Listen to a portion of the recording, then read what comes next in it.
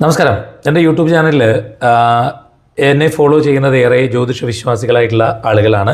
അവർക്ക് വേണ്ടി ഇടുന്ന ഒരു വീഡിയോ ആണിത്. കാരണം ഞാൻ മുമ്പ് ഇത് ചെയ്യുമായിരുന്നില്ല. ഇപ്പോൾ 2026 ഇത്തരം നിരവധി വീഡിയോകൾ ചെയ്യാമെന്ന് തീരുമാനിച്ചതിൻ്റെ അടിസ്ഥാനത്തിലാണ് ഇപ്പോൾ ഈ വീഡിയോ നിങ്ങളുടെ മുമ്പിലേക്ക് ഇടുന്നത്.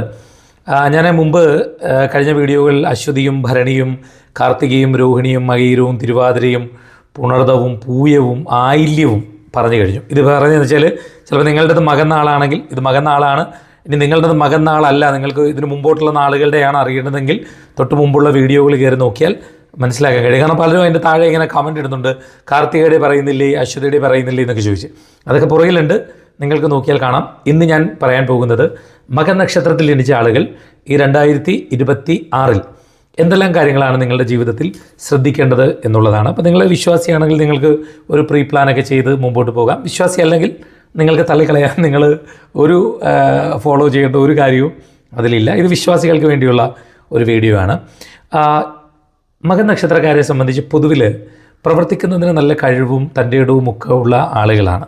പക്ഷേ ഇപ്പോൾ കഴിഞ്ഞ കുറച്ച് കാലങ്ങളിൽ പ്രവർത്തനങ്ങളിൽ ഏർപ്പെടാതിരിക്കുകയോ പ്രവർത്തനങ്ങളിൽ കുറച്ച് മന്ദീഭവിച്ചൊക്കെ കിടക്കുകയോ ഒക്കെ ചെയ്ത ഒരു കാലയളവായിരുന്നു നിങ്ങളെ സംബന്ധിച്ചുണ്ടായിരുന്നത്. പക്ഷേ ആ കാലയളവിൽ നിന്നൊരു മാറ്റമുണ്ടാകാൻ വേണ്ടി പോകുന്ന ഒരു വർഷമാണ് വരാൻ പോകുന്നത്. അതുകൊണ്ട് നിങ്ങൾ ആദ്യമേ തന്നെ തീരുമാനം എടുക്കേണ്ട കാര്യം നല്ലതുപോലെ പ്രവർത്തിക്കുക എന്നുള്ളൊരു കാര്യമാണ്.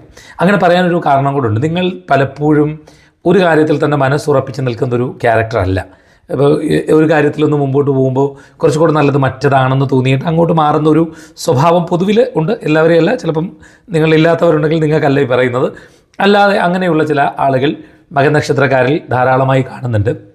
അത്രക്കാർ ചെയ്യേണ്ട ഒരു കാര്യം, നിങ്ങൾ സ്ഥിരമായി ഒരു കാര്യത്തിൽ തന്നെ മനസ്സുറപ്പിച്ച് വർക്ക് ചെയ്യാൻ വേണ്ടി ഒന്ന് ശ്രമിക്കുന്നത് നല്ലതാണ്. ഇല്ലെങ്കിൽ എന്താ പറയുക, പലതരത്തിലുള്ള തിരിച്ചടികൾ നമുക്ക് പല മേഖലകളിൽ നിന്നും ഉണ്ടാകുന്നതിനുള്ള സാധ്യത നിങ്ങളെ സംബന്ധിച്ചിടത്തോളം കാണുന്നുണ്ട്.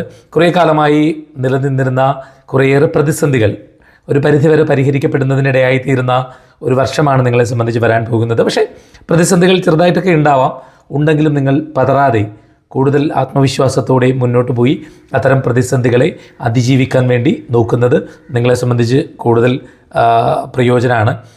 നിങ്ങൾക്ക് ഒരു പ്രശ്നം എന്ന് വെച്ചാൽ ഒരാളോടൊരു വിരോധം തോന്നിയാൽ ആ വിരോധം കുറേ കാലം ഇങ്ങനെ മനസ്സിൽ കൊണ്ട് നടക്കുന്ന ഒരു സ്വഭാവ രീതി ഉണ്ടെങ്കിൽ കഴിവതും ആ സ്വഭാവ രീതി ഒന്ന് നിയന്ത്രിക്കാൻ ഈ ഒരു വർഷം ഒന്ന് നോക്കുന്നത് നല്ലതാണ്. നമ്മൾ എന്താ പറയുക, മറ്റൊരാളോടുള്ള വിരോധം ഇങ്ങനെ മനസ്സിൽ കൊണ്ട് നടക്കുമ്പോൾ നമ്മൾ കൂടിയാണ് അതിൽ ഒത്തിരി നെഗറ്റീവായി മാറുന്നത്.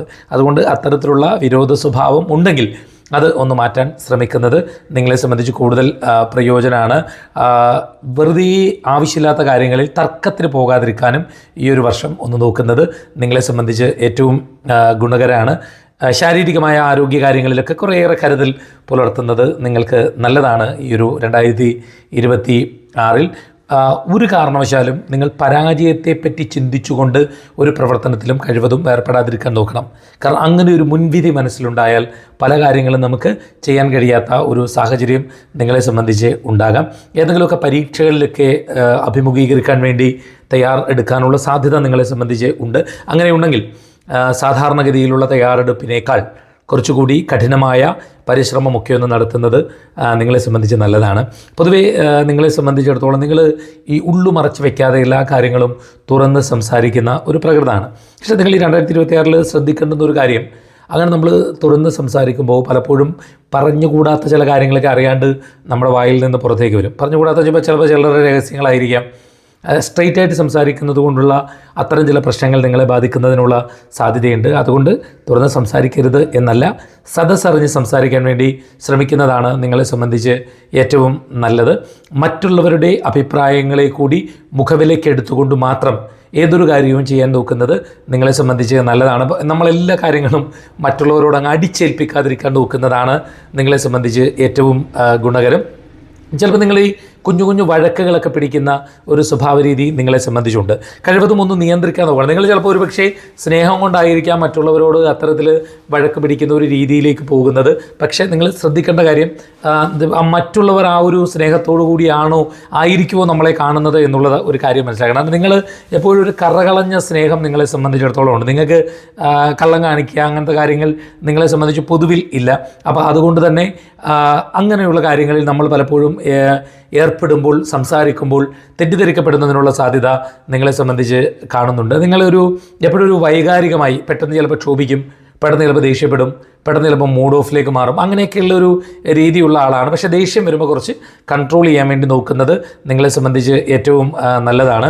എല്ലാ പ്രവർത്തനങ്ങളിലും ഒരു സ്വാർത്ഥം മുന്നിട്ട് നിൽക്കും. അതായത് നിങ്ങൾ തന്നെ ചെയ്യണം, നിങ്ങൾ തന്നെ ചെയ്തു കൊടുക്കണം, നിങ്ങൾ തന്നെ അതിൽ അങ്ങനെ ഡീൽ ചെയ്യണം എന്നൊക്കെയുള്ളൊരു രീതി ഉണ്ട്. പക്ഷെ ഞാൻ പറയുന്നത് കുറച്ച് സ്പ്ലിറ്റ് ചെയ്ത് നിങ്ങൾ ഈ വർഷം എല്ലാ പ്രവർത്തനങ്ങളും നിങ്ങൾ തന്നെ ഏറ്റെടുത്തിട്ട് ചെയ്യുമ്പോഴുള്ള പ്രശ്നം പലപ്പോഴും നിങ്ങൾക്ക് ആ പ്രശ്നങ്ങൾ പല കാര്യങ്ങളിൽ ബുദ്ധിമുട്ടുകൾ സൃഷ്ടിക്കുന്നതിന് ഇടയായിത്തീരും. എല്ലാം നിങ്ങൾ തന്നെ ഏറ്റെടുക്കുമ്പോഴുള്ള മാനസികമായ ചില ബുദ്ധിമുട്ടുകൾ നിങ്ങളെ സംബന്ധിച്ചുണ്ടാവും. അതുകൊണ്ട് സ്പ്ലിറ്റ് ചെയ്ത് കാര്യങ്ങളെ അങ്ങോട്ടും ഇങ്ങോട്ടും കൊടുക്കാൻ പറ്റുന്നുണ്ടെങ്കിൽ അത് നിങ്ങളെ സംബന്ധിച്ച് ഏറ്റവും നല്ലതാണ്.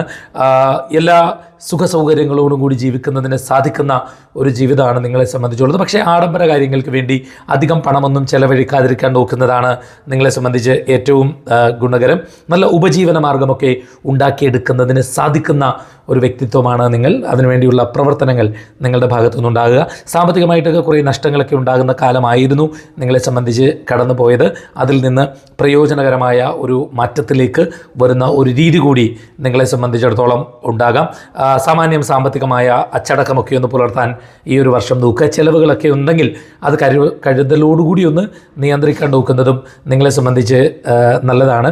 ജോലിയൊക്കെ ഇല്ലാണ്ട് കുറേ കാലമായി വിഷമിച്ചൊക്കെ വന്നിരുന്ന ആളുകൾക്ക് സന്തോഷകരമായ ചില കാര്യങ്ങളൊക്കെ ഉണ്ടാകുന്നതിന് സാധിക്കുന്ന ഒരു വർഷം കൂടിയാണ് നിങ്ങളെ സംബന്ധിച്ച് വരാൻ പോകുന്നത്.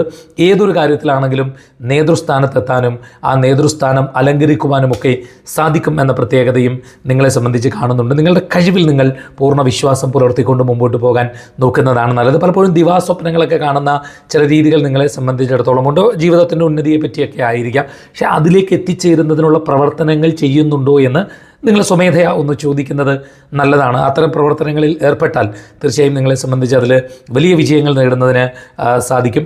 ഏതെങ്കിലുമൊക്കെ പദ്ധതികളൊക്കെ നിങ്ങളെ ഏൽപ്പിച്ചാൽ അത് കൃത്യതയോടുകൂടി സത്യസന്ധമായി ചെയ്തു തീർക്കുന്നതിന് സാധിക്കുന്ന ഒരു വ്യക്തിത്വമാണ് നിങ്ങളെ സംബന്ധിച്ചുള്ളത്. പക്ഷേ പ്രശ്നം എവിടെയെന്ന് വെച്ചാൽ എപ്പോഴെങ്കിലും ഒരാൾ അതിൽ കയറി ഒന്ന് ചെറുതായിട്ട് ഇടപെട്ടാൽ നിങ്ങൾ വല്ലാണ്ട് മനസ്സുകൊണ്ട് പതറിയിട്ട് അതിനെ എനിക്കെതിരെ പുറകെയൊന്നും പോകാൻ വയ്യ എന്നുള്ള രീതിയിലൊക്കെ പറഞ്ഞുകൊണ്ട് അത്തരം പ്രവർത്തനങ്ങളിൽ നിന്ന് മാറി നിൽക്കാനുള്ള സാധ്യതകളുണ്ട്.